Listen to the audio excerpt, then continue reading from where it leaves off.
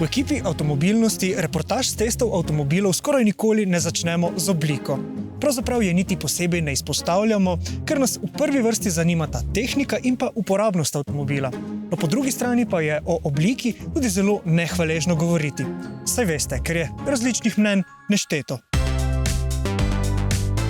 No, če že, pa se pri obliki avtomobila pogosteje zaustavimo pri testih novih Peugeotjev. Ko smo takole ob robu testa poklepetali s kakšnim od mimoidočih, so bila njihova mnenja izključno pozitivna.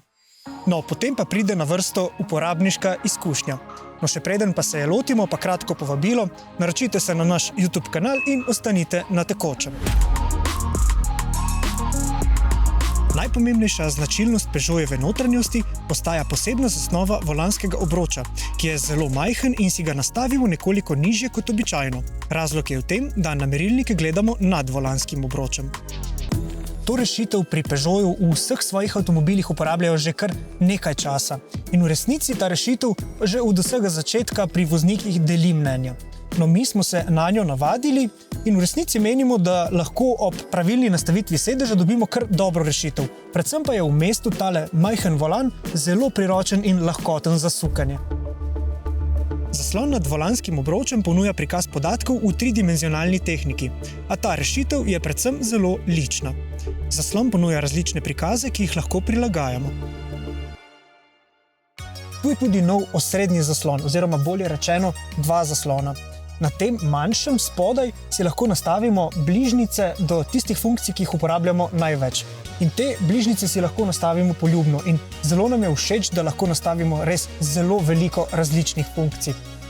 No in všeč nam je tudi, da so te tipke takole zelo velike, kar pomeni, da jih med vožnjo, ko se vozilo trese, ne boste zgrešili. In pozdravljamo tudi odločitev, da so pri Peugeotu ohranili nekaj fizičnih tipk za tiste najpomembnejše funkcije. In tukaj zraven je tudi velik vrtljiv gumb, kjer nastavljamo glasnost. Temu bi lahko rekli pametna digitalizacija. No in še novost, ki ste jo morda v teh kadrih že opazili, 308 je v Peugeotjevo prodajno paleto prvič prinesel tudi slovenski jezik. Potniška kabina je povsem nova. Poleg zanimivega oblikovanja jo zaznamujeta predvsem zvočna zatesnitev in občutek kakovosti materialov, ki sta med najboljšimi v tem segmentu.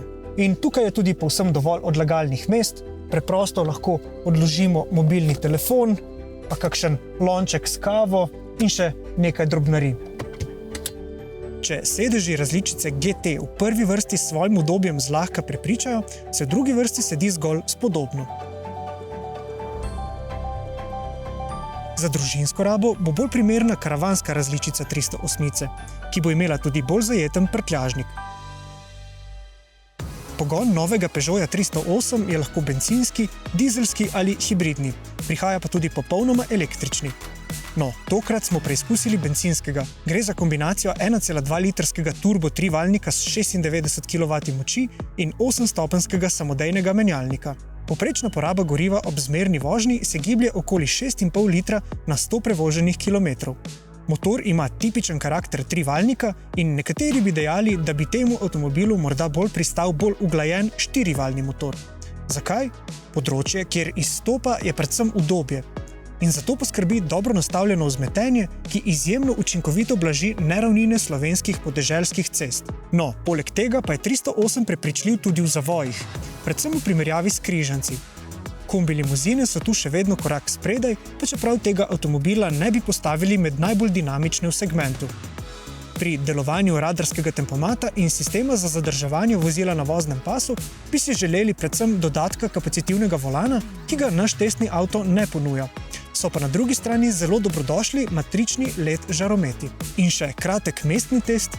Pohvaliti velja predvsem preprosto manevriranje, ki ga omogočata zares majhen obračalni krog in odlična vzvratna kamera, ki ob vrtenju volana spreminja kot pogleda. Novi 308 je v primerjavi s svojim predhodnikom velik korak naprej na vseh področjih. Je sicer avto, ki želi prepričati že od daleč. Želi si biti privlačen.